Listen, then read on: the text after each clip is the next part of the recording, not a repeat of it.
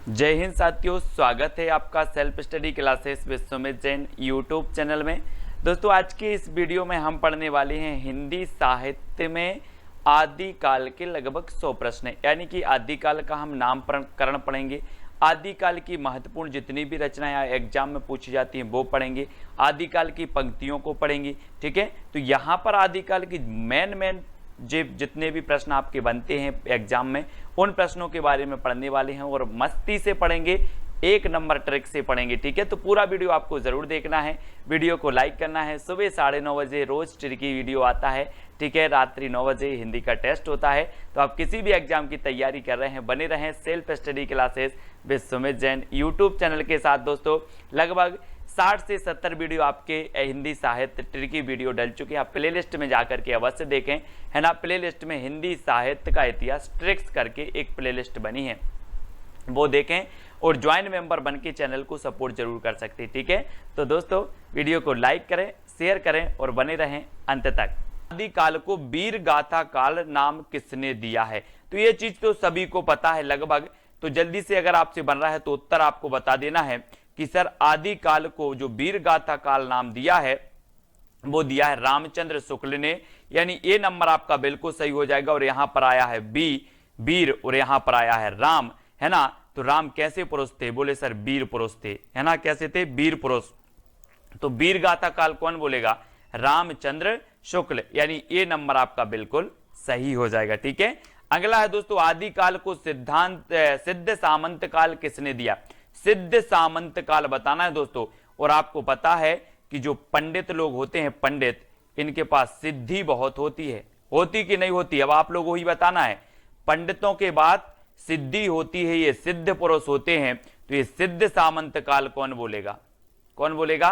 कोई पंडित ही होगा, यानी कि पंडित राहुल सांकृत्यायन। इन्होंने कहा कि ये तो सिद्ध सामंत काल है, पंडित को तो सिद्धि ही दिखेगी, है ना। तो वो सिद्ध सामंत काल बोला इन्होंने। ठीक है, अगला देखो दोस्तों, आदिकाल को संधि काल एवं चारण काल किसने कहा? संधि काल और चारण काल। जैसे ही संधि की बात आती है दोस्तों, तो आपने रामायण देखी होगी, है ना। देखिए ना सभी ने रामायण, कि नहीं देखी? बोले सर रामायण देखी है। रावण से बार बार बोला जा रहा था कि आप संधि कर लो राम से और चरण पकड़ लो राम के, बार बार बोलते थे ना। जितने भी दूत जाते थे, अंगद गया तो उसने कहा कि आप संधि कर लो, चरण पकड़ लो, अभी भी मौका है। किसके? राम के। तो ये संधि काल और चारण काल कौन बोलेगा? कौन बोलेगा? कोई राम ही आएंगे, यानी कि राम कुमार वर्मा। ठीक है, इन्होंने दोस्तों 750 से 1000 के काल को बोला संधि काल और 1000 के बाद के काल को चारण काल नाम दिया। किसने? राम कुमार वर्मा जी ने। ठीक है, ऐसे याद रखेंगे। अगला है दोस्तों, आदिकाल को बीज वपन काल नाम किसने दिया? अब 4 विकल्प हैं दोस्तों। आपको पता है कि विश्व में अहिंसा के बीज किसने बोए? अहिंसा के बीज किसने बोए? अहिंसा की बात किसने की है? और वो की है किसने? महावीर भगवान ने। किसने की है? महावीर भगवान ने अहिंसा की बात की है, अहिंसा के बीज बोए हैं। तो यहां पर बीज बोए तो बीज वपन काल, और किसने बोए हैं बीज अहिंसा के? महावीर ने। तो महावीर प्रसाद द्विवेदी। बोले सर अहिंसा के बीज बोए हैं महावीर भगवान ने, तो बीज वपन काल कौन बोलेंगे? महावीर प्रसाद द्विवेदी, यानी ए नंबर आपका बिल्कुल सही हो जाएगा। और दोस्तों अगला क्वेश्चन है, आदिकाल को अपभ्रंश काल किसने कहा है? बहुत ही बढ़िया है दोस्तों, और बताना है आपको, है ना। 4 विकल्प हैं, 4 में से चयन करना है और आपका क्या हो जाएगा? बोले अपभ्रंश को तो गोली मारो, धीरे से हिंदी की बात करो। अपभ्रंश को तो गोली मारो, धीरे से हिंदी की बात करो, है ना। और गोली मारो तो गोलेरी, और धीरे से हिंदी की बात करो तो धीरेन्द्र वर्मा ने अपभ्रंश काल कहा है दोस्तों। अपभ्रंश काल आदिकाल को, अपभ्रंश को गोली मारो, धीरे से हिंदी की बात करो, तो गोली से गोलेरी और धीरे से धीरेन्द्र वर्मा, इन्होंने दोनों ही अपभ्रंश काल कहा है आदिकाल को। ठीक है, इस प्रकार से याद करेंगे। अगला है, आदिकाल को संक्रमण काल किसने कहा है दोस्तों? संक्रमण काल। 4 विकल्प हैं और आपको पता है संक्रमण का काल चल ही रहा है ना। घर वाले बोलते हैं ज्यादा हरिश्चंद्र मत बनो, खेलने कोई नहीं जाएगा, खेलने बाहर खेलने कोई नहीं जाएगा। किससे बोलते? बच्चों से घर वाले बोलते हैं कि ज्यादा हरिश्चंद्र मत बनो, कोई भी खेलने नहीं जाएगा, है ना, नहीं तो क्या हो जाएगा? संक्रमण हो जाएगा। तो खेलने नहीं जाएगा तो आपका राम खेलावन पांडे, है ना, हरिश्चंद्र मत बनो तो हरिश्चंद्र वर्मा। इन दोनों ने ही दोस्तों संक्रमण काल कहा है आदिकाल को। ठीक है, ये चीज याद रखनी। आपसे पूछा जाएगा आदिकाल को संक्रमण काल किसने कहा है, बोले खेलने जाते हैं तो संक्रमण हो जाता है ना, और घर वाले बोलते कि हरिश्चंद्र मत बनो, खेलने नहीं जाना, है ना। तो हरिश्चंद्र वर्मा और राम खेलावन पांडे इन्होंने कहा है संक्रमण काल आदिकाल को। ठीक है, अगला है दोस्तों आदिकाल को अंधकाल, अंधकार और बाल्यावस्था काल नाम किसने दिया। बहुत ही बढ़िया है दोस्तों। अब अंधकार काल और अंधकाल ये अलग अलग हैं, है ना, नाम दिया है। तो अंधकाल और बाल्यावस्था जो नाम दिया है वो दिया है किसने, रमाशंकर शुक्ल रसाल ने। किसने दिया, रमाशंकर शुक्ल रसाल ने दिया है ना। और बोले जो बाल्यावस्था में रस है वो कहीं भी कोई भी अवस्था में नहीं है, रस से रसाल। ठीक है, रसाल, बाल्यावस्था काल रसाल ने कहा है, अंधकाल भी रसाल ने कहा है। ठीक है, किसने, रमाशंकर शुक्ल रसाल ने। ठीक है, अंधकाल। अगला दोस्तों आदिकाल को वीर काल किसने कहा है, बोले सर दुनिया में पूरे विश्व में वीर लोगों की बहुत इज्जत की जाती है ना। जो वीर होते हैं पूरे विश्व में उनका नाम होता है, उनकी क्या बचती है ना, उनकी सत्ता होती है। तो ये वीर आया है तो वीरों की सत्ता कहां होती है, वीरों का नाम कहां होता है, विश्व में होता है। तो वीर काल कौन बोलेगा, विश्वनाथ प्रसाद बोलेंगे। कौन बोलेंगे, विश्वनाथ प्रसाद। इस प्रकार से अगला है दोस्तों आदिकाल को चारण काल नाम किसने दिया, चारण काल। अब चार विकल्प हैं। अपन लोग बोलते ना कि श्री राम के चरणों में गिर पड़े, क्या पड़े, गिर पड़े। तो चारण काल कौन बोलेंगे, चारण काल। गिर पड़े तो गिरियर्सन, है ना, चरणों में गिरना है, हमें चरणों में गिरना है, श्री राम के चरणों में गिरना है। तो चारण काल किसने, चरणों में गिर, चरणों में गिर तो गिरियर्सन, चरणों में गिर तो गिरियर्सन ने कहा चारण काल। और संधि काल और चारण काल किसने, राम कुमार वर्मा ने भी कहा है। ठीक है, अगला दोस्तों आदिकाल को आदिकाल नाम किसने दिया। तो आदिकाल नाम दिया तो बोले सर आदिकाल का जो उदय हुआ वो एक बार हुआ, हजारों बार नहीं होता। क्या नहीं होता, आदिकाल का उदय एक बार होता है, उसे ही हम आदिकाल बोलते, हजारों बार नहीं होता। तो आदिकाल जो नाम दिया वो हजारी प्रसाद द्विवेदी ने दिया। बोले ये आदिकाल है, आदिकाल है, एक बार नहीं मैं हजार बार बोल सकता हूं ये आदिकाल है। किसने कहा, हजारी प्रसाद द्विवेदी ने हजारों हजार बार कहा आदिकाल। ठीक है, तो इस प्रकार से आदिकाल बी नंबर आपका बिल्कुल सही हो जाएगा। आदिकाल को आधार काल किसने कहा दोस्तों, आधार बताना। यहां पर आया है आधार और किसने कहा है, किसने कहा है, तो ऐसे याद रख लेना, मोहन का आधार कार्ड, मोहन का आधार कार्ड। ठीक है, मोहन का आधार कार्ड, इस प्रकार से। ठीक है, तो मोहन से हो जाएंगे मोहन अवस्थी और आधार से आधार काल। ठीक है, आधार काल या फिर आधार कार्ड किसका, मोहन का। तो मोहन अवस्थी ने कहा है आधार काल। ठीक है, इस प्रकार से याद रखेंगे। अगला है आदिकाल को पुरानी हिंदी का काल नाम किसने दिया, पुरानी हिंदी। और दोस्तों आपने देखा होगा कि साहित्यक हिंदी को किसने माना था, पुरानी साहित्यक अपभ्रंश को माना था किसने, शुक्ल जी ने। पुरानी हिंदी को अपभ्रंश माना था किसने, गुलेरी जी ने। तो पुरानी हिंदी का काल जो कहा है वो किसने कहा है, गुलेरी जी ने, गुलेरी। पुरानी हिंदी का काल गुलेरी जी, चंद्रधर शर्मा गुलेरी। ठीक है, इन्होंने कहा कि पुरानी हिंदी का काल है, पुरानी हिंदी का काल, आदिकाल पुरानी हिंदी का काल है। 7 नंबर गुलेरी जी ने ही कहा है। ठीक है, इसको याद रखेंगे। अगला है दोस्तों आदिकाल को उद्भव काल किसने कहा, उद्भव काल। और आपको पता है अपन लोग क्या बोलते हैं कि इस पृथ्वी पर वासुदेव का क्या हुआ, उद्भव हुआ है, वासुदेव का उद्भव हुआ है। अब पाप क्या हो जाएंगे, नष्ट हो जाएंगे। तो ये उद्भव हुआ है किसका, वासुदेव का, उद्भव वासुदेव। तो वासुदेव सिंह ने कहा है दोस्तों उद्भव काल हिंदी के आदिकाल को। ठीक है, वासुदेव। अगला है आदिकाल को अपभ्रंश काल, जातीय साहित्य का उदय, अपभ्रंश काल, जातीय साहित्य का उदय, ये नाम किसने दिया है। बहुत ही बढ़िया नाम है और आपको पता भी होनी चाहिए। और ये नाम दिया है दोस्तों किसने, बच्चन सिंह ने, अपभ्रंश काल, जातीय साहित्य का उदय। ठीक है, अब बोले सर बच्चन जो होते हैं, बच्चन लोग, बच्चे लोग होते हैं, उन्हें क्या करना, जाति पाति से, है ना, उन्हें जाति आति से कुछ नहीं रहता। यहाँ पर जाति आया तो बच्चे लोग जाति आति का भेद नहीं रखते। तो जातीय साहित्य का उदय, अपभ्रंश काल, जातीय साहित्य का उदय, बच्चन, बच्चे से बच्चन से। ठीक है, इस प्रकार से डी नंबर आपका सही होगा। आदिकाल को प्रारंभिक काल और शून्य काल नाम किसने दिया। प्रारंभिक काल और शून्य काल। बहुत ही बढ़िया प्रश्न है दोस्तों। और जब हम कोई भी चीज प्रारंभ करते हैं तो क्या बोलते हैं, यार प्रारंभ कर रहे हैं, श्री गणेश करो, श्री गणेश करो यानी कि प्रारंभ करो, श्री गणेश करो यानी प्रारंभ करो, है ना। तो प्रारंभिक काल कौन बोलेंगे, कौन बोलेंगे, गणपति चंद्रगुप्त। किसने कहा प्रारंभिक काल और शून्य काल, गणपति चंद्रगुप्त, यानी सा नंबर आपका बिल्कुल सही हो जाएगा। श्री गणेश करो, है ना, प्रारंभ करो, श्री गणेश करो, इस प्रकार से। अगला है आदिकाल को वीर प्रशस्ति युग नाम किसने दिया। वीर प्रशस्ति विश्वनाथ प्रसाद मिश्र ने, हजारी प्रसाद द्विवेदी ने, गणपति चंद्र गुप्त ने, या फिर विजयेंद्र स्नातक ने। दोस्तों आपको पता है कि वीर लोग ही विजय होते हैं, वीर लोग ही क्या होते हैं, विजय होते हैं, है ना। तो वीर लोग क्या होते हैं, विजय होते हैं। तो वीर प्रशस्ति योग कौन बोलेगा, विजयेंद्र स्नातक, विजयेंद्र स्नातक यानी डी नंबर। वीर प्रशस्ति योग किसने कहा, बोले सर वीर लोग विजय होते हैं, तो विजयेंद्र स्नातक, डी नंबर आपका बिल्कुल सही हो जाएगा, है ना। अगला क्वेश्चन है आदिकाल को प्राचीन काल नाम किसने दिया। विश्वनाथ प्रसाद मिश्र ने, हजारी प्रसाद द्विवेदी ने, गणपति चंद्रगुप्त ने, या फिर शंभुनाथ सिंह ने।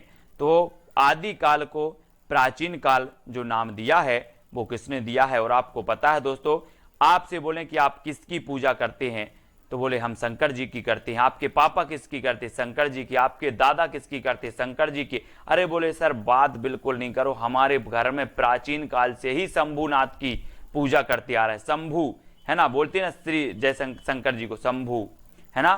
तो बोले हम प्राचीन काल से ही शंभु की पूजा करते आ रहे हैं, तो शंभुनाथ से हैं। प्राचीन काल कौन बोलेंगे, शंभुनाथ से हैं, है ना, शंभुनाथ से हैं, यानी डी नंबर आपका बिल्कुल सही हो जाएगा, शंभुनाथ से। ठीक है।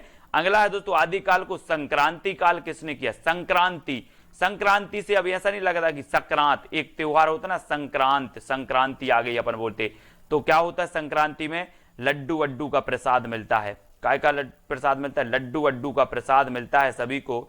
तो इस संक्रांति में प्रसाद मिलता है, तो संक्रांति काल कौन बोलेंगे, कौन बोलेंगे, कोई प्रसाद ही होंगे, राम प्रसाद मिश्र।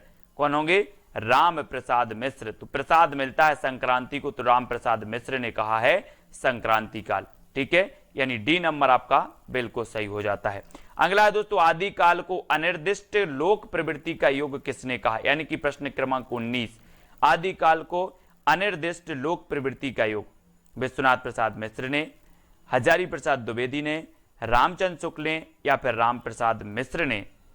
तो आदिकाल को अनिर्दिष्ट लोक प्रवृत्ति का जो युग कहा है वो कहा है रामचंद्र शुक्ल ने, है ना। ये बहुत ही बढ़िया है, अनिर्दिष्ट लोक प्रवृत्ति का युग था आदिकाल, ऐसा कथन कहने वाले थे तो वो रामचंद्र शुक्ल जी थे, सी नंबर। और आपको पता है कि रामचंद्र शुक्ल ने प्रवृत्तियों के आधार पर कालों का नामकरण किया, प्रवृत्तियों के आधार पर। तो इन्होंने अनिर्दिष्ट लोक प्रवृत्ति का काल कहा है। अब प्रवृत्ति आया तो समझ जाना कि रामचंद्र शुक्ल ने ही कहा होगा। ठीक है। अगला है आदिकाल को आरंभिक काल नाम किसने दिया। दोस्तों हमने पढ़ा था प्रारंभ कोई हम कार्य करते हैं, प्रारंभ, तो श्री गणेश करते हैं प्रारंभ।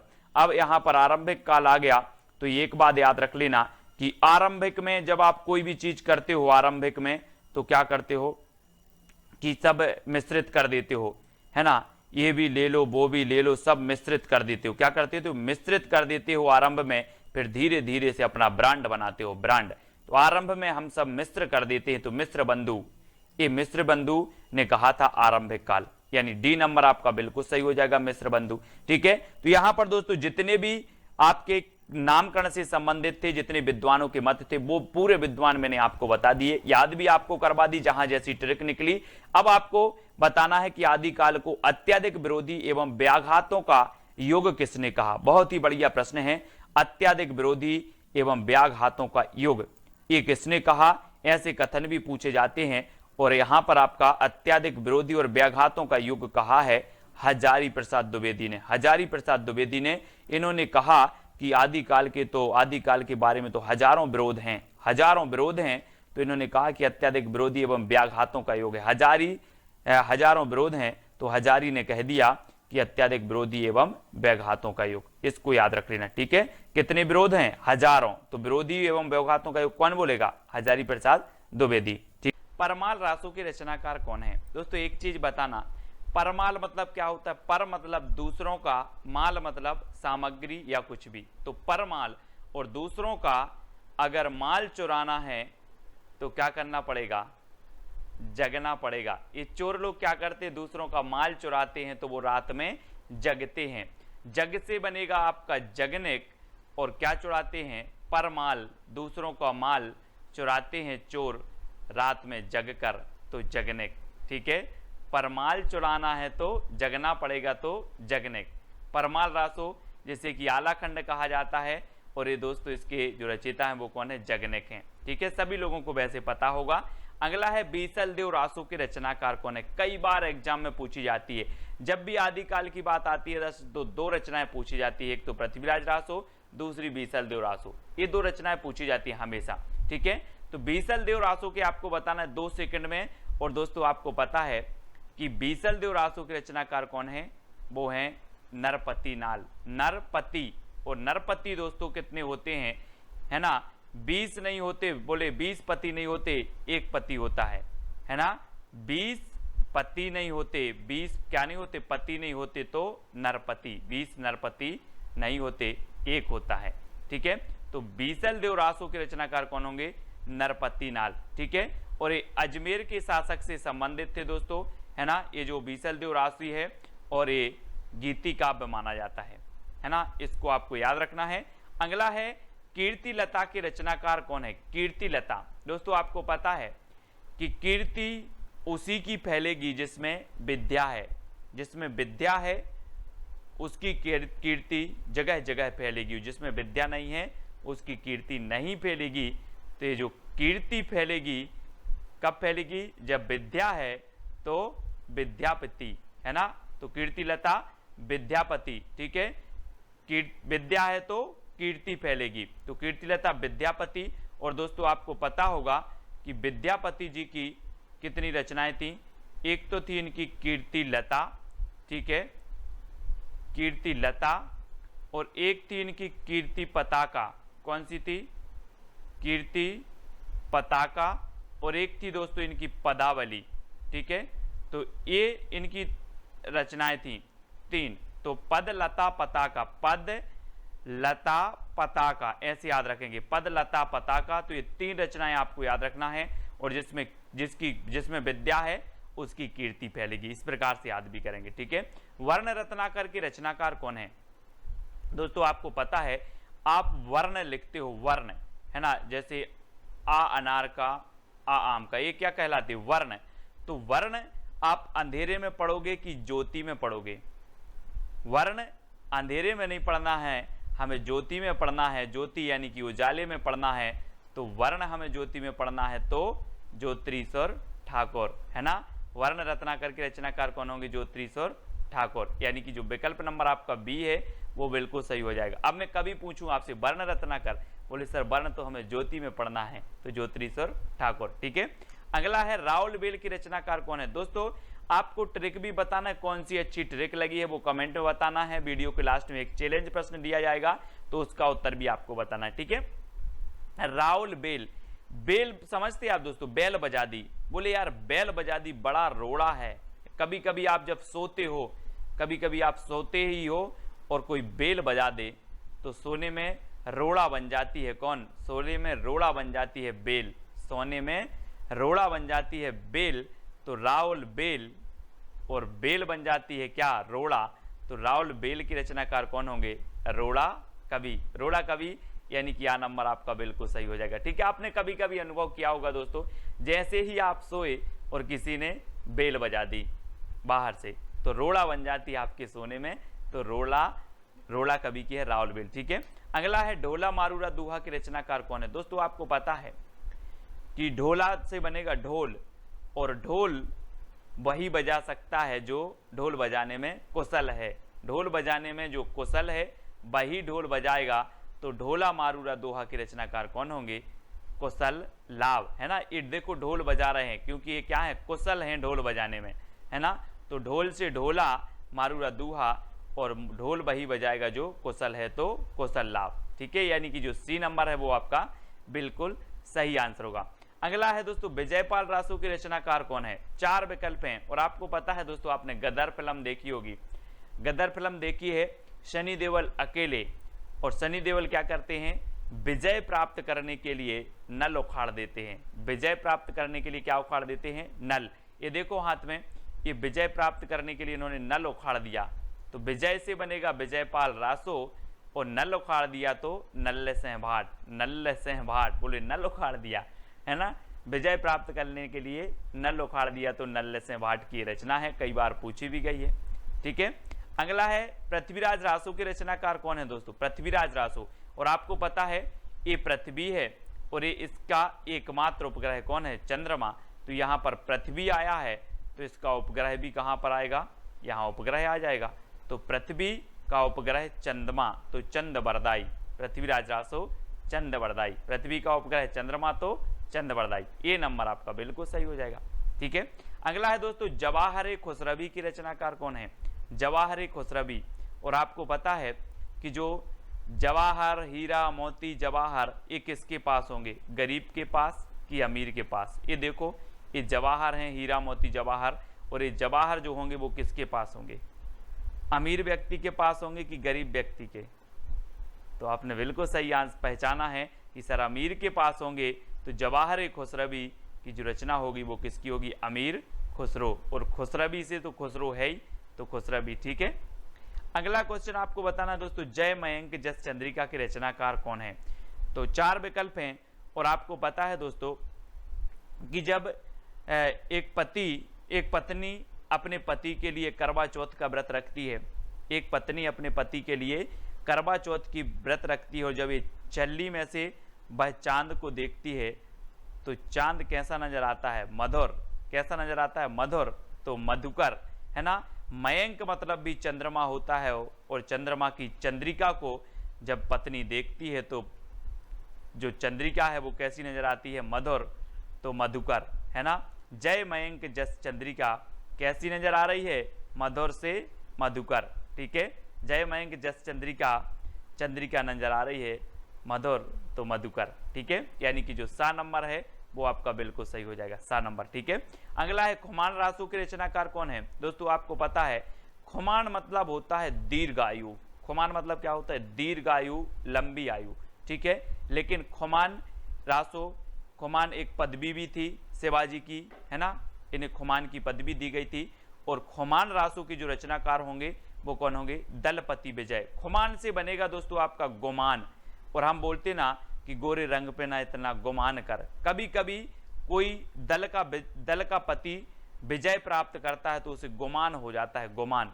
तो गुमान से खुमान, गुमान से खुमान, है ना। दल का पति अगर विजय हो जाता है तो उसे गुमान हो जाता है, तो खुमान। तो खुमान रासो की रचनाकार दलपति विजय। ठीक है, इस प्रकार से आपको याद रखना है। दोहा कोश के रचनाकार कौन है? दोस्तों आपको पता भी तो है।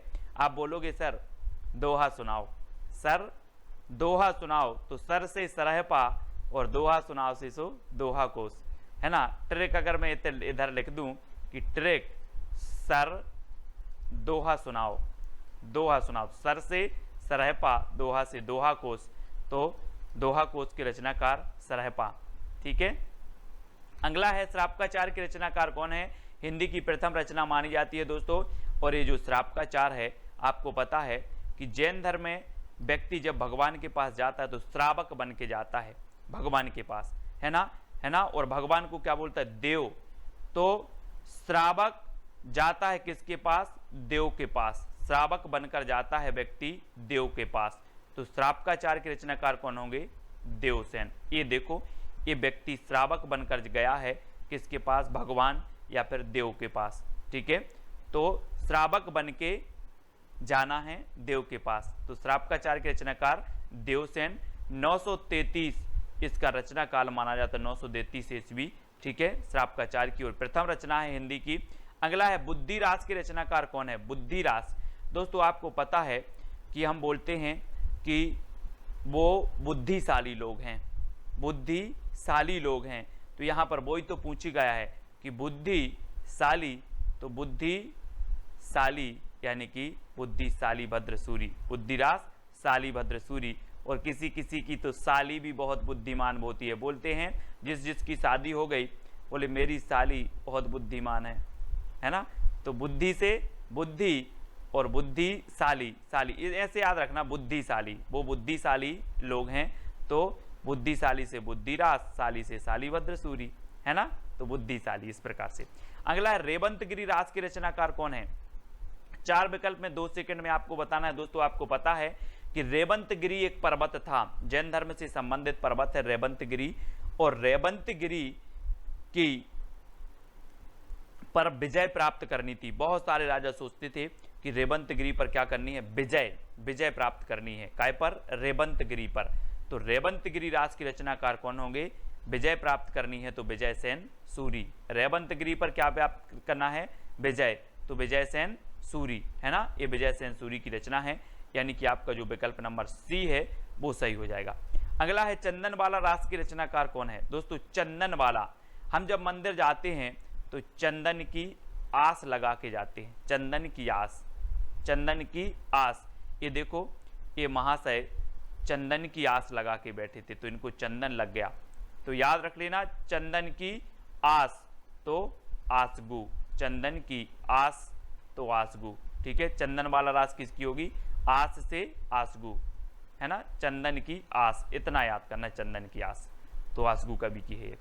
कुमारपाल प्रतिबोध के रचनाकार कौन है? कुमारपाल प्रतिबोध, दोस्तों आपको पता होगा आजकल के जो कुमार हैं वो सोम रस बहुत पी रहे हैं, सोम, है ना, कुमार लोग सोम रस पी रहे हैं, तो सोम प्रभ सूरी, सोम प्रभ सूरी, इस प्रकार से याद करेंगे, कुमार लोग सोम पी रहे हैं तो सोम प्रभ सूरी, है ना, डी नंबर आपका बिल्कुल सही हो जाएगा। कुमारपाल प्रतिबोध की रचनाकार सोम प्रभ सूरी।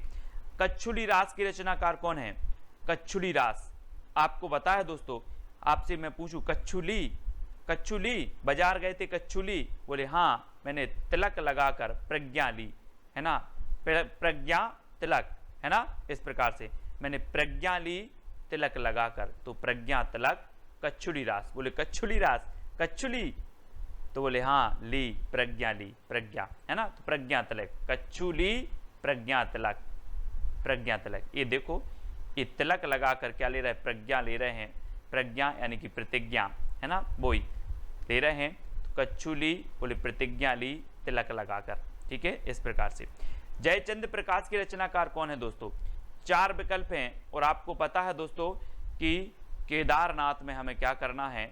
चंद्रमा का प्रकाश करना है, केदारनाथ में चंद्रमा का प्रकाश करना है, तो चंद्र से चंद्रमा, और चंद्रमा का प्रकाश कहाँ करना है? केदारनाथ में, तो केदार भट्ट, चंद्रमा का प्रकाश करना है कहाँ? केदारनाथ में, तो केदारनाथ भट्ट, केदार भट्ट की रचना है जयचंद्र प्रकाश। जय मयंक जस चंद्रिका ये मधुकर की है ना, और जयचंद्र प्रकाश ये केदार भट्ट की है, ठीक है। अगला है दोस्तों हमीर रासों के रचनाकार कौन है? दलपति विजय, सारंगधर, केदार भट्ट या फिर सोमप्रभ सूरी। तो हमीर रासों कई बार पूछी गई है, याद रख लेना, ये सारंगधर की है, किसकी है? सारंगधर, ठीक है, हमीर रासो सारंगधर। जन्म अवधि हम रूप निहारल, नयन न त्रिपति भेल, ये पंक्ति किसकी है? आपसे पूछा जाता है, तो आपको बताना है। 4 विकल्प हैं, विद्यापति की, चंद्रवरदाई, तुलसीदास या फिर सरहपा की।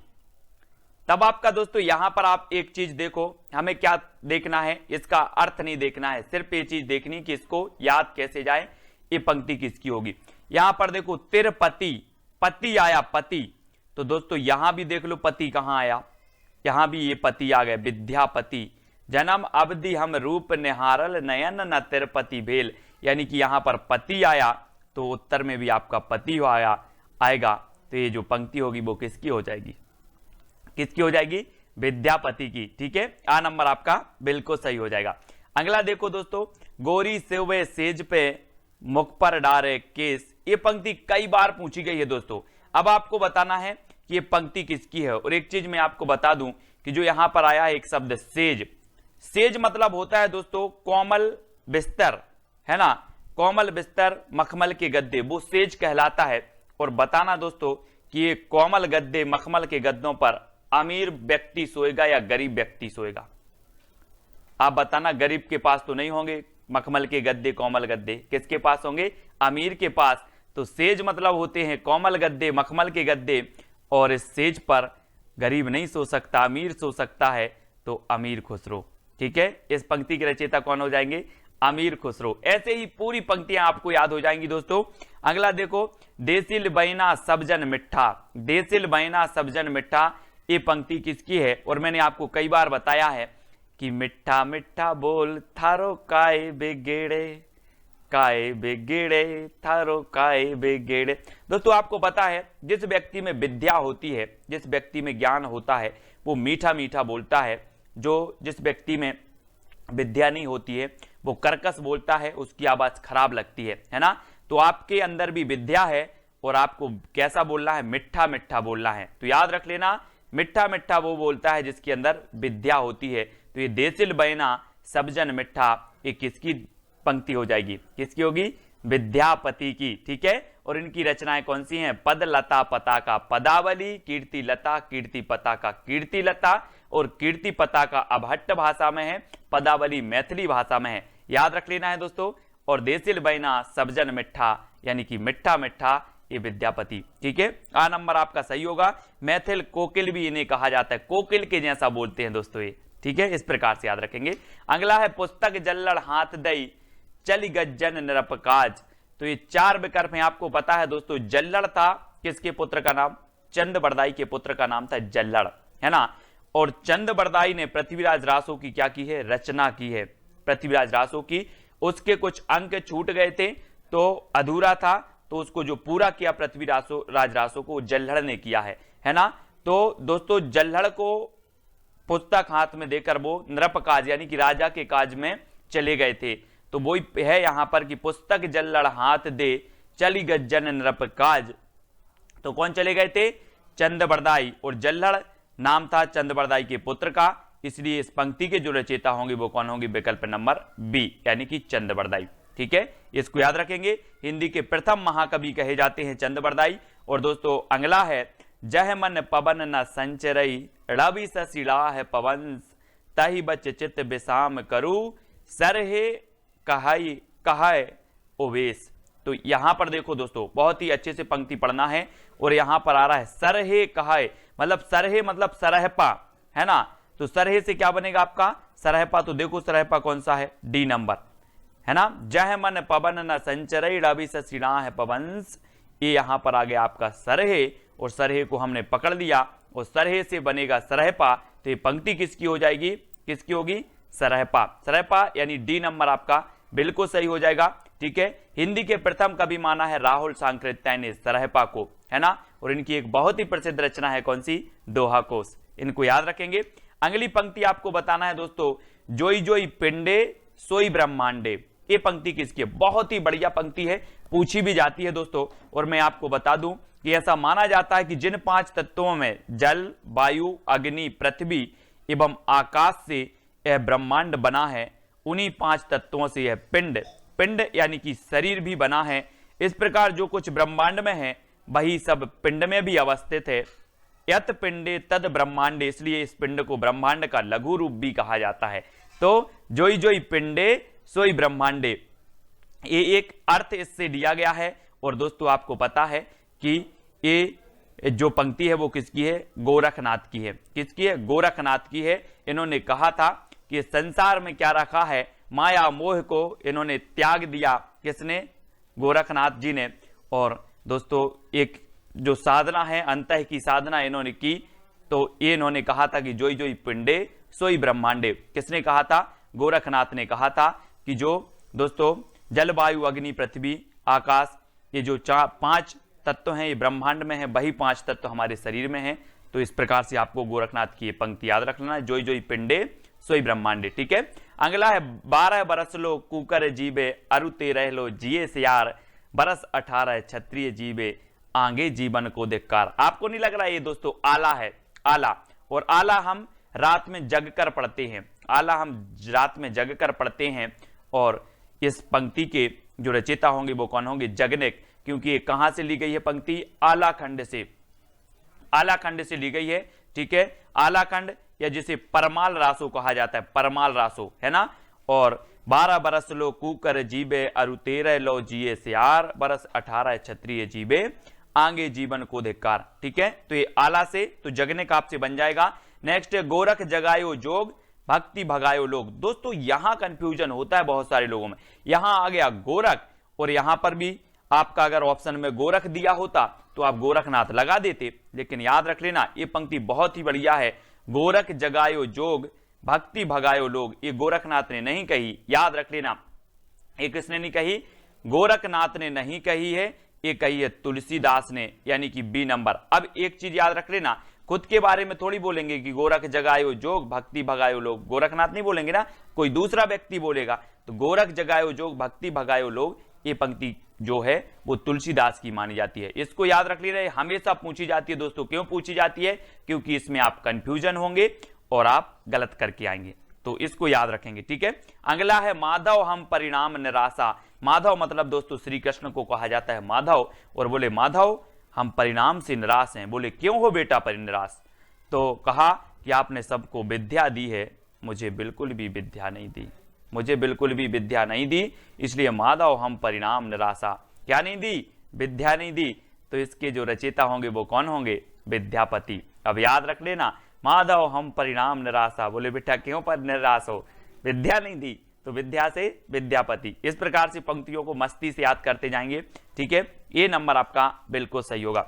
नेक्स्ट है जो जिन शासन भासियऊ सो भई कहियड़ सारू सो सरी पावई पारू। ठीक है, ये पंक्ति किसकी है? दोस्तों यहां पर 4 विकल्प हैं, 4 में से चयन करके आप बताएंगे। और यहां पर जिन शासन दिया है, जिन। जिन मतलब होता है दोस्तों भगवान, भगवान का पर्यायवाची है जिन। ठीक है, जिन कहा जाता है, और जैन धर्म में आपको पता है भगवान को जिन कहा जाता है, और भगवान का जो शासन है उसे जिन शासन कहा जाता है। ठीक है, अब यहां पर देखो कि जो जैन धर्म से संबंधित ग्रंथ लिखा है वो श्रापकाचार लिखा है, देवसेन ने हिंदी की प्रथम रचना है, आपको पता है। और दोस्तों जिन मतलब होता है भगवान या फिर देव, तो यहां पर भी आपका देव आएगा, देवसेन। ठीक है, जिन मतलब क्या होता है? भगवान। और जिन शासन भाषी ये पंक्ति में आ रहा है, तो यहां पर भी आपका देवसेन आएगा। और देवसेन की रचना श्रापकाचार है, और यहां पर इन्होंने कहा है कि जिन शासन, है ना। इस प्रकार जैन धर्म में जो शासन है उसे जिन शासन कहा जाता है, भगवान के शासन को। ठीक है, तो देवसेन ये आपका 7 नंबर बिल्कुल सही होगा। इनकी जो रचना है वो कौन सी है दोस्तों? श्रापकाचार। कौन सी है? श्रापकाचार। और 933 इसका रचना काल माना जाता है, ये चीज भी आपको याद रखनी है। ठीक है, तो जिन से आपको याद रखना है, एक सेती पट्टा, एक नीली पट्टा, एक तिलक जनेऊ, एक लंबी जटा।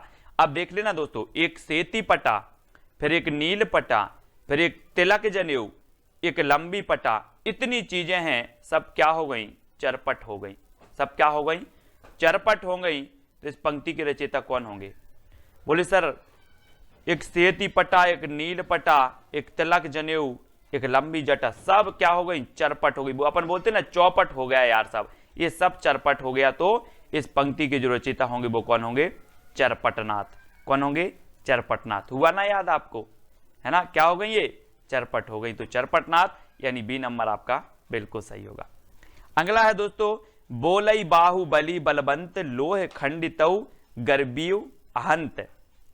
इस पंक्ति के रचयिता कौन है? 4 विकल्प हैं, और आपको पता है दोस्तों ऊपर आया है पंक्ति में बाहुबली, और जो भरतेश्वर बाहुबली रास है, ये पंक्ति किसकी, रचना किसकी है? भरतेश्वर बाहुबली रास। तो आप जल्दी से बताओगे सर ये तो शालिभद्र सूरी की है। गणपति चंद्रगुप्त ने भरतेश्वर बाहुबली रास को हिंदी की प्रथम रचना माना, और शालिभद्र सूरी को प्रथम कवि माना, आपको पता होगा। और यहां पर बाहुबली आया, तो बाहुबली से हमने लगाया कि ये भरतेश्वर बाहुबली रचना भी है, और वो रचना किसकी है? शालिभद्र सूरी की है। तो बाहुबली आया तो ये शालिभद्र सूरी की ही पंक्ति हो जाएगी, यानी 7 नंबर आपका बिल्कुल सही होगा। ठीक है, तो इस प्रकार से अपन को दोस्तों याद करते जाना है। जामत पच्छई संप जई सामति पहली होई, मुंज भड़ई मृणाल बलई बेहन न बैठे कोई। इसके बताना बहुत ही बढ़िया पंक्ति है दोस्तों, याद रख लेना है। और ये जो पंक्ति है वो किसकी है? जल्दी से बताना दोस्तों। आपको पता होगा मेरु मतलब होता है क्या? पर्वत। मेरु मतलब क्या होता है? पर्वत। और आपने देखा होगा कि हमारे विभिन्न जो भगवान हुए हैं वो पर्वत पर तपस्या करने गए, तपस्या करने गए। अब इसका अर्थ नहीं लेना कि पंक्ति का क्या है, मैं सिर्फ याद करवा रहा हूं। ठीक है, जामति पच्छई संपजई सामति पहली हुई, ये कहां गए? पर्वत पर तपस्या करने गए दोस्तों भगवान। और इन्होंने कहा कि जो आज मैं तपस्या करने यहाँ आ गए हूं, ऐसी मति हमारी पहले हो जाती। कौन बोल रहे हैं? मेरू यानी कि पर्वत, है ना। तो इस प्रकार से याद रखेंगे। और ये मेरु तुंग की रचना है ना। ये कई बार पूछी गई, इसको याद रख लेना दोस्तों। जामति पंचई संपजई, सामति पहली होई, मुंज भड़ई मृलाल बलई, बेहन ना बैठे कोई। ठीक है, तो ये सा नंबर आपका बिल्कुल सही हो जाएगा। अगला है प्रिय पृथ्वीराज नरेश जोग, बज्जिए केस सुदेश। ये पंक्ति किसकी है दोस्तों? अब देखना यहां पर क्या आया है, 4 विकल्प में से आप चयन करके बताएंगे। और यहां आया है पृथ्वीराज। क्या आया है? पृथ्वीराज। और पृथ्वीराज रासो तो चंद्रबरदाई की रचना है कि नहीं? है।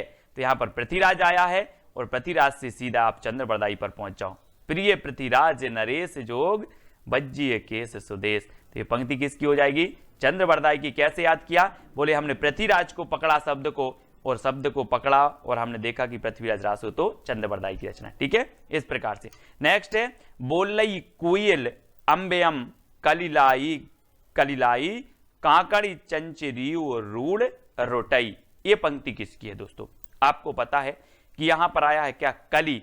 और आपको दोस्तों पता होगा कि पुष्प में क्या होती है? पुष्प की कली। आप बोलते हैं ना पुष्प की कली, और आपने कली को पकड़ लिया, कली लाई। और कली किसकी होती है? पुष्प की। तो ये पंक्ति किसकी हो जाएगी? किसकी हो जाएगी? पुष्पदंत की हो जाएगी। ठीक है, पुष्पदंत यानी सा नंबर आपका बिल्कुल सही होगा। ये अपने आप को क्या बोलते थे? अभिमान मेरु बोलते थे। कौन? अभिमान मेरु बोलते थे, पुष्पदंत। और दोस्तों बोलई कोयल अंबेयम कलिलाई, कांकड़ी चंचरियो रूढ़ रोटई, है ना। तो शब्द को थोड़ा सा पकड़ते जाना है। कली, अब आप कभी नहीं बोलोगे, एक कलिलाई आएगा जहां पर आप बोलोगे कली तो किसकी होती है? पुष्प की होती है। तो ये पुष्पदंत। ठीक है, इस प्रकार से।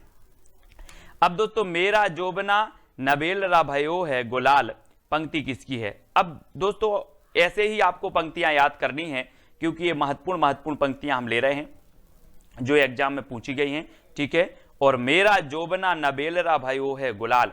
अब एक चीज बताना दोस्तों कि अगर किसी अमीर व्यक्ति के पास कोई ललना होता है या किसी बच्चे का जन्म होता है, तो अमीर व्यक्ति क्या करता है? गुलाल उड़ाता है, जश्न मनाता है। और किसी गरीब के पास होता है तो पता ही नहीं चलता कि क्या हो गया। ऐसा ही ना। तो मेरा जोबना नबेलरा भयो है गुलाल उड़ाओ। क्या उड़ाओ? गुलाल। तो यहां पर आया है दोस्तों गुलाल। गुलाल उड़ा रहे हैं और ये अमीर लोग उड़ा रहे हैं, तो ये किसकी होगी? अमीर खुसरो। मेरा जोबना नबेलरा भयो है गुलाल। ठीक है, तो सा नंबर आपका यहां अमीर खुसरो बिल्कुल सही हो जाएगा, है ना, सी नंबर।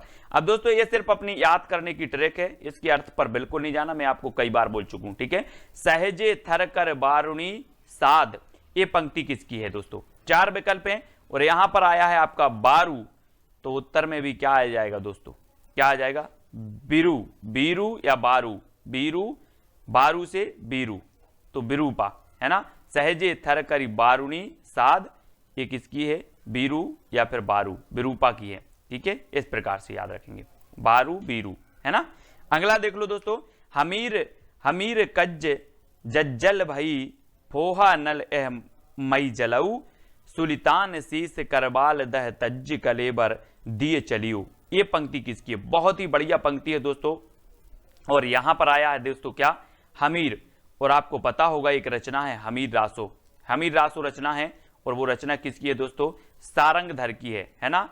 सारंगधर की, और ऐसा लिखा जाता है सारंगधर, है ना। यहां पर फॉन्ट आपको नहीं मिला, तो इसलिए सारंगधर यानी कि डी नंबर आपका सही हो जाएगा, है ना। हमीर आया, शब्द को हमीर पकड़ लिया और बोले सर हमीर रासो तो सारंगधर की रचना है, तो हमीर कज्ज जज्जल भाई फोहा नल अहमत जलियू, ये पंक्ति किसकी हो जाएगी? हो जाएगी दोस्तों आपकी हमीर रासो से सारंगधर। ठीक है, सारंगधर की हो जाएगी। इस प्रकार से याद रखेंगे। ठीक है, अगला दोस्तों देख लेते हैं, चल खुसरो घर आपने रेन भई चहु देश, ये पंक्ति बताना है। और यहां पर तो सीधा सीधा आ गया खुसरो, आ गया खुसरो, तो आप डायरेक्ट लगा दोगे सर कि ये तो किसकी है? अमीर खुसरो की है। चल खुसरो घर आपने रेन भई चहु देश, यानी कि 19 का आपका सा नंबर बिल्कुल सही हो जाएगा। ठीक है, अमीर खुसरो की पंक्ति। अगला है दोस्तों, 9 लख पातरी आंगे नाचे, पीछे सहज अखाड़ा, ऐसे मन जोगी खेले, तब अंतरी बसे भंडारा। ये पंक्ति किसकी है दोस्तों? गोरखनाथ ने कहा कि व्यवहार प्रधान एक शब्दी में गोरखनाथ ने कहा है कि हंसना खेलना और मस्त रहना चाहिए। काम क्रोध का साथ नहीं करना चाहिए, हंसना खेलना और गीत गाना चाहिए। ये किसने कहा है? गोरखनाथ ने कहा है। और ये गोरखनाथ की पंक्ति है, 9 लख पातरी आंगे नाचे पीछे सहज अखाड़ा, ऐसे मन जोगी खेले तब अंतरी बसे भंडारा, है ना। तो ये पंक्ति गोरखनाथ की है और ये डी नंबर आपका बिल्कुल सही हो जाएगा। आपका आज का पहला प्रश्न है, एक नारी ने अचरज किया, सांप मार पिंजरे में दिया, ज्यों ज्यों सांप ताल को खावे, सूखे ताल सांप मर जावे। अब आपको बताना है दोस्तों ये पंक्ति किसकी है। और जब अचरज किया है, एक नारी ने सांप मार दिया है, तो आपको पता है क्या होगा? समाज में, परिवार में खुसर खुसर चलने लगेगा। आपने देखा होगा परिवार में खुसर खुसर, कोई घटना घट जाती तो खुसर खुसर चलने लगता ना, ऐसा ही खुसर खुसर चलने लगा। जब एक नारी ने अचरज किया और सांप मार पिंजरे में दिया तो खुसर खुसर चलने लगा। तो इस पंक्ति के रचयिता कौन होंगे? ये पंक्ति किसकी होगी? खुसर खुसर चलने लगा तो अमीर खुसरो, यानी डी नंबर आपका बिल्कुल सही हो जाएगा। ठीक है ना फनी ट्रिक। दोस्तों आपको बताना है, अब पंडिये सैल सत्य बखाणई, देह ही बुद्ध बसंत न जानई। अब दोस्तों एक चीज बताना है, पंडिये और पंडित, और पंडित राहुल सांकृत्यायन ने हिंदी का प्रथम कवि किसे माना है? यहाँ पर आ रहा है पंडिये और हम इसका ले लेंगे पंडित, और पंडित ने किसे माना है? सरहपा को। तो ये पंक्ति भी किसकी होगी? सरहपा की होगी। बोले पंडिये सयल सत्य बखाणई, देह ही बुद्ध बसंत न जाने। अब दोस्तों इसमें आपको अर्थ बिल्कुल नहीं लेना, पंक्ति का अर्थ क्या है, हमें ट्रिक निकालना है कि हमें याद कैसी हो रही, माइंड में कैसे सेट हो रही कि ये किसकी है। ठीक है, वो चीज देखना है। तो यहाँ पर पंडिये और पंडिये से होगा पंडित, और पंडित ने राहुल सांकृत्यायन ने सरहपा को हिंदी का प्रथम कवि माना, तो ये पंक्ति भी किसकी हो जाएगी? सरहपा की हो जाएगी। ऐसे याद कर लेंगे। अगला है दोस्तों, किसका बेटा किसकी बहू, आप स्वार्थ मिलिया सहू। आपने देखा होगा दोस्तों, आपका जीवन निकल जाता है, मेरा बेटा मेरी बहू, है ना। आप जितना छोड़ के जाते हो, जितना छोड़ के आपकी मृत्यु हो जाती है, आप बहुत सारा धन छोड़ के जाते हो, ये बेटा और बहू सब चरपट कर देते हैं। क्या कर देते हैं? चरपट कर देते हैं। तो किसका बेटा किसकी बहू, आप स्वार्थ मिलिया सहू, सब चरपट कर देते हैं। तो ये पंक्ति भी किसकी हो जाएगी? चरपटनाथ की। यानी कि आपका जो ए नंबर है वो बिल्कुल सही हो जाएगा। दोस्तों आपको पूरा वीडियो जरूर देखना है, आपको सारी पंक्तियां याद हो जाएंगी। अबदू रहिया हाटे बाटे, रूस बरस की छाया, तजबा काम क्रोध लोभ मोह संसार की माया। आपको पता होगा दोस्तों, आदि काल में क्रोध मोह लोभ तजबे की बात किसने की है? किसने की है? बोले इनसे मुक्त हो जाओ और भगवान की साधना करो। किसने की है? गोरखनाथ, है ना। गोरखनाथ नाथ संप्रदाय के प्रमुख थे और इन्होंने कहा है कि काम क्रोध लोभ मोह ये सब संसार असार है ना। यही कहा है, भगवान की भक्ति करो। तो दोस्तों ये किसने कहा है? गोरखनाथ ने आदिकाल में कहा है ना। तो गोरखनाथ की ये पंक्ति हो जाएगी ए नंबर। ठीक है, अगला देखते हैं दोस्तों, बाल चंद बिजावई भाषा, दुह नहीं लग गई दुज्जन हासा। ये पंक्ति किसकी होगी? दोस्तों आपको पता है कि बाल आया, यहाँ पर बाल को पकड़ लो, और बाल काल से ही हम विद्या का अर्जन करते हैं। बाल काल से क्या करते हैं? बोले सर हम बालापन से, बाल काल से ही, बाल्यावस्था से ही विद्या का अर्जन करते हैं। तो इस बाल चंद जो पंक्ति होगी ये किसकी होगी? विद्या का अर्जन करते हैं तो विद्यापति। किसकी होगी? विद्यापति। और विद्यापति को मैथिल कोकिल कहा जाता है ना। आपने इनकी देसिल वो सबजन मिठा, आपने इनकी एक पंक्ति पढ़ी होगी, मैंने आपको बताई थी, है ना। तो इसको भी याद रखेंगे। विद्यापति की 3 रचनाएं बहुत प्रसिद्ध हैं, पदावली, कीर्तिलता और कीर्तिपताका, है ना। इनको याद रखेंगे। तो बाल को बालचंद पकड़ना है, बाल। ठीक है, अगला है नाद ना बिंदु ना रवि शशि मंडल, चिए राय सहाबे मोकल। अब दोस्तों एक चीज बताना है, मैं अगर बोलूं कि ना नाद है मेरे सर पे, ना बिंदु है, ना रवि की छाया है, ना शशि की छाया है, कुछ भी नहीं है मेरे सर पर, तो सर पर नहीं है तो पंक्ति किसकी हो जाएगी? सर पर नहीं है तो सरहपा, सर पर नहीं है तो सरहपा।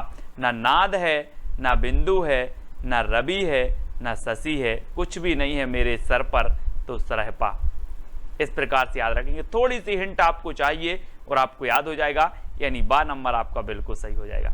ठीक है, अब दोस्तों अगला है रावण जायऊ जई जही देही दह मोह एक शरीरू चिंता विये तई यही जड़ली कबड़ू पियाबऊ खीरू। ये पंक्ति किसकी है? यहां पर दोस्तों आपको कुछ नहीं करना है, रावण को पकड़ना है। और कहा जाता है कि जो रावण था वो बहुत सूरवीर था। कैसा था? सूरवीर था, शक्तिशाली था, है ना, सूरी था। तो दोस्तों रावण की बात हो रही हो, रावण कैसा था? सूर था, तो सूर से बनेगा सूरी। क्या बनेगा? सूरी। तो ये पंक्ति किसकी हो जाएगी? सोमप्रभ सूरी की। ठीक है, रावण कैसा था आपको पता भी होगा कि रावण को कोई जीत नहीं सकता था, है ना। और रावण का जब भेद बताया विभीषण ने, तब राम ने रावण का वध कर पाए, है ना। तो इस प्रकार से रावण क्या था? सूर था, तो सोमप्रभ सूरी की पंक्ति हो जाएगी। इस प्रकार से याद करेंगे। ठीक है, अगला है दोस्तों 9 लख पातर आगे नाचे पीछे सहज अखाड़ा ऐसे मन ले जोगी खेले तब अंतरी बसे भंडारा। अब यहां पर कुछ नहीं पकड़ना है, एक पद पकड़ना, 9 लख पातर। दोस्तों आपको पता है 9 लाख की पातर, गौर करो इस पे जरा। बोले सर 9 लाख की पातर कैसे हो सकती है? गौर किया आपने?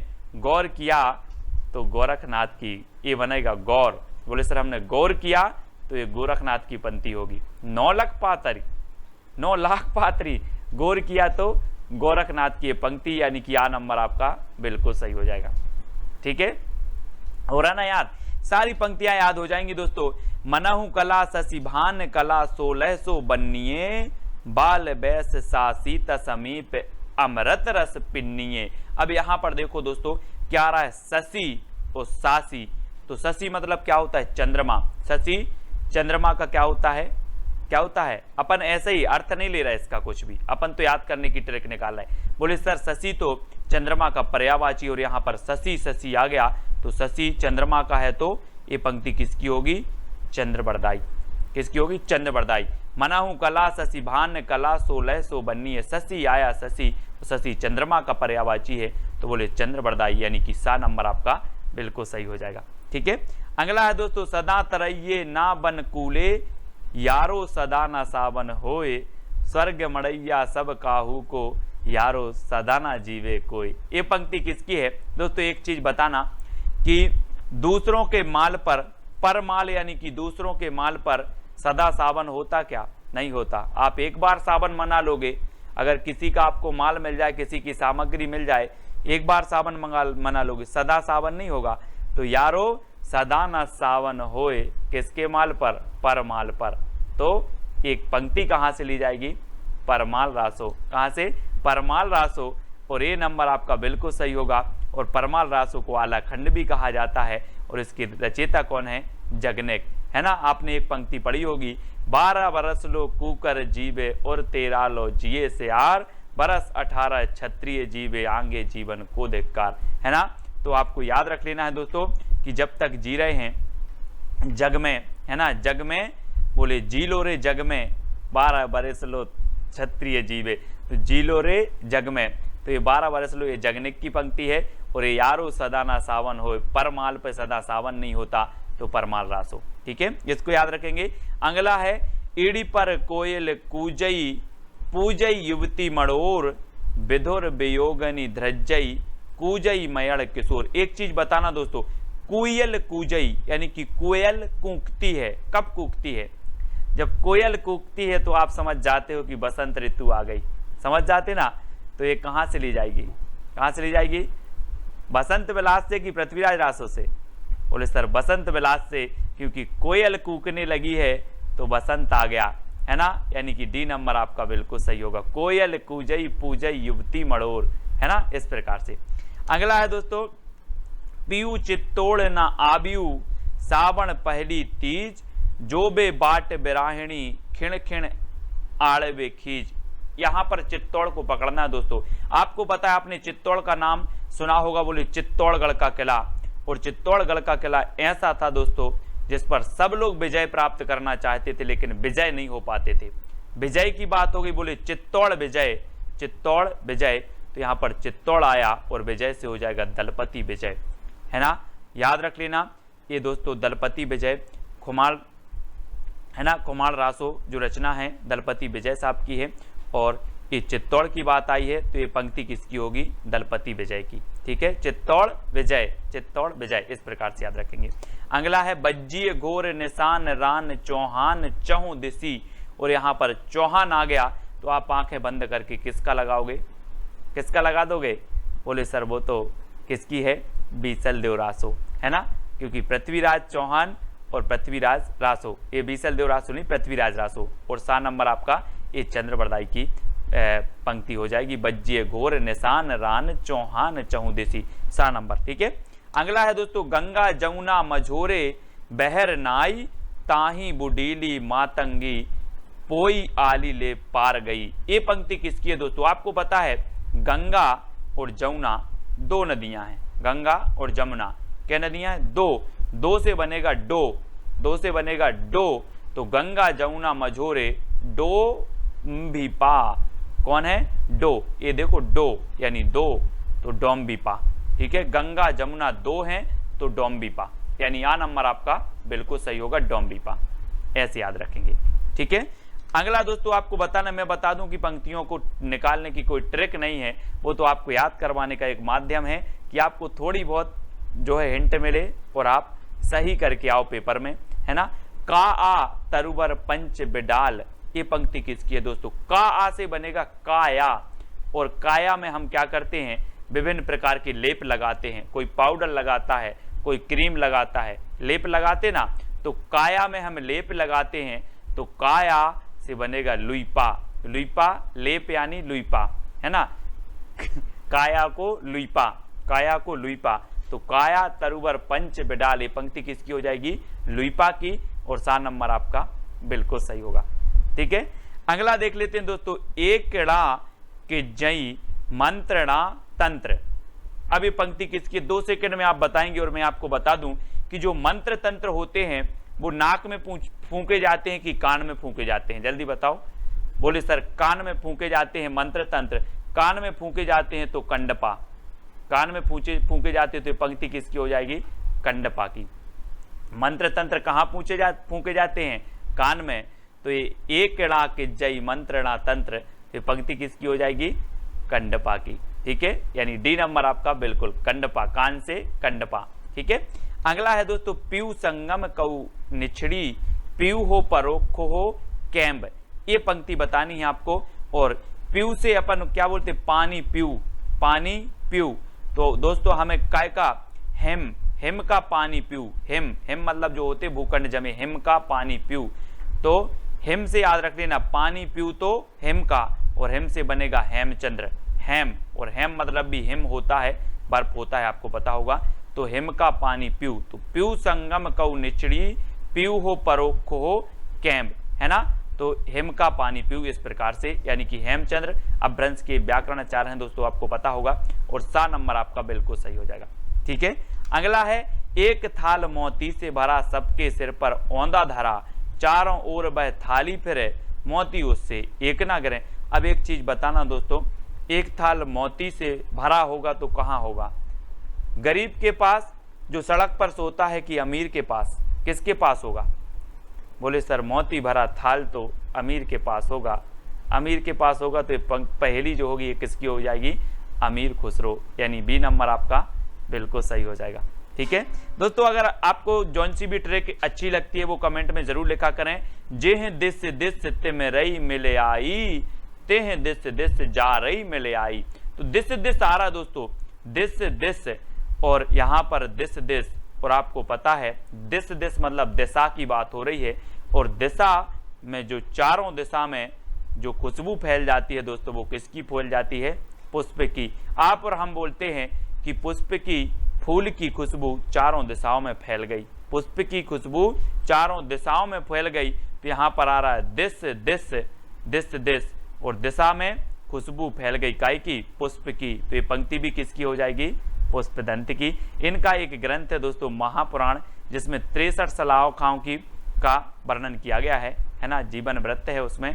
और दोस्तों ये जो पुष्पदंत हैं ये अपने आप को अभिमान मेरु कहते थे, अभिमान मेरु, इनको भी याद रखेंगे पुष्पदंत जी को, ठीक है। और इनकी पंक्ति है, जेह दिस दिस तिम रई मिले आई, तेह दिस दिस जा रही मिले आई, ठीक है। तो दिस दिस आया मतलब आपको पुष्पदंत लगाना है, ठीक है। अगला है दोस्तों, पुरुष कहानी हो कहो जसु बत्थे पुण्य। अब एक कहानी आया है दोस्तों यहाँ पर, कहानी, और कहानी आपको पता है कहानी को अबहट्ट में कहा जाता है कहानी, कहानी को अबहट्ट में कहानी कहा जाता है। और अबहट्ट की हमने दो रचनाएं पढ़ी हैं, कीर्तिलता और कीर्ति पताका, और ये दो रचनाएं किसकी हैं, विद्यापति की।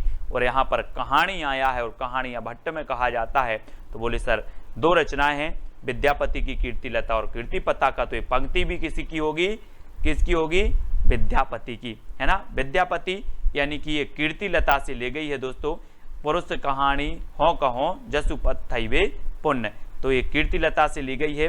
कहानी आया और कहानी हमने पकड़ लिया कि कहानी अबहट्ट में कहा जाता है, और अबहट्ट की रचना दो ही हैं, कीर्तिलता और कीर्ति पताका, तो ये कीर्तिलता से ली गई है और ये विद्यापति की पंक्ति हो जाएगी।